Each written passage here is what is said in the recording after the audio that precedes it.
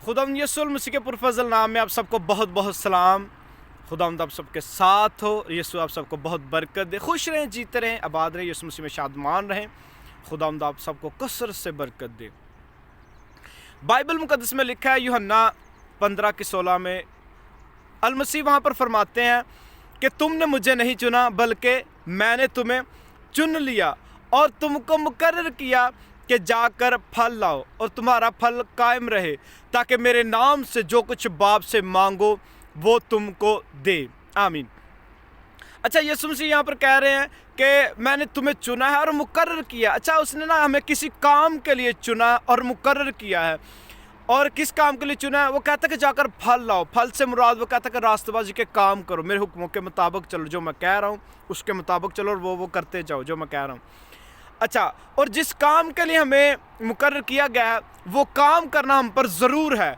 यीशु मसीह एक दरख्त के पास गए, अंजीर के दरख्त के पास, और उसे भूख लगी थी। वो उसने सोचा कि अंजीर के दरख्त में से कुछ अंजीर खाता हूँ।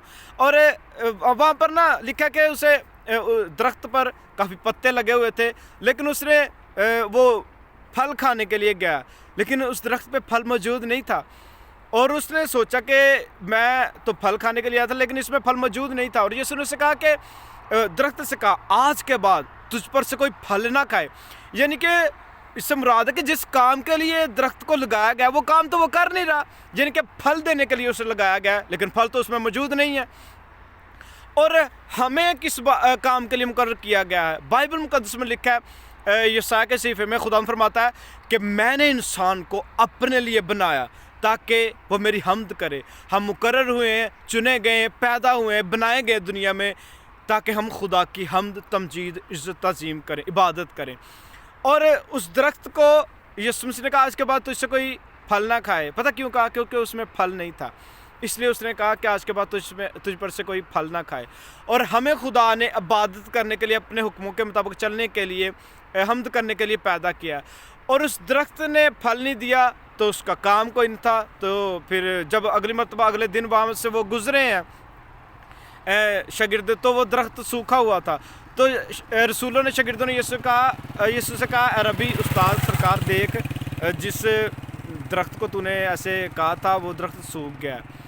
तो बात करने का मकसद ये है कि जिसने फल नहीं ना देना, हमें इबादत करने के लिए पैदा किया गया है। जिसने इबादत नहीं करनी वो भी दरख्त की तरह सूख जाएगा। यीशु ने कहा, मैं दरख्त हूँ, अंगूर का की दरख्त मैं हूँ और तुम मेरी डालियाँ, और जो डाली फल नहीं लाती वो काटी और आग में डाली जाती है। हम खुदा की हमद करने के लिए पैदा हुए हैं, हम खुदा की इबादत करने के लिए पैदा हुए हैं। और अगर हमने इबादत नहीं करनी तो फिर हमारा फ़ायदा कोई नहीं दुनिया में, क्योंकि जिस काम के लिए हम दुनिया में आए हैं वो काम ही नहीं करना तो फिर हमारा फ़ायदा क्या है? मैं आपको एक बात बताऊं, हमें दुनिया में रहते हुए ज़िंदगी की, बीवी बच्चों की, अपने घर बार की बहुत फ़िक्र है।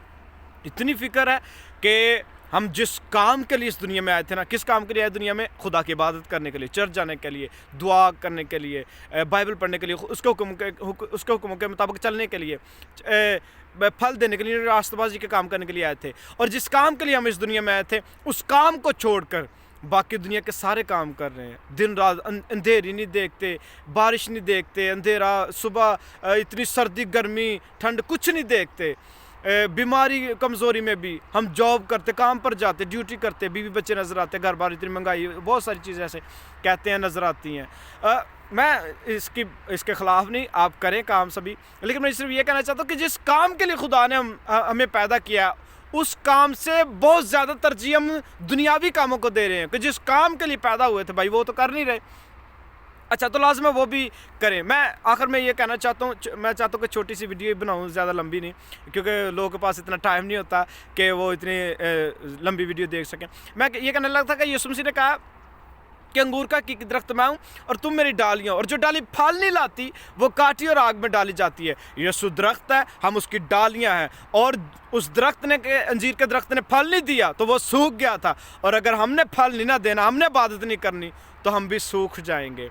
तो जो दरख्त डाली सूख जाती है वो काटी जाती है और आग में डाली जाती है। और जब बहनें तो आग जलाती हैं, उन्हें पता है, बल्कि सबको पता है कि जब डाली की आग जलाई जाती है तो वो उसका उसे पंजाब में कहते हैं स्वाब बन जाती है या उसके कोड़े बन जाते हैं।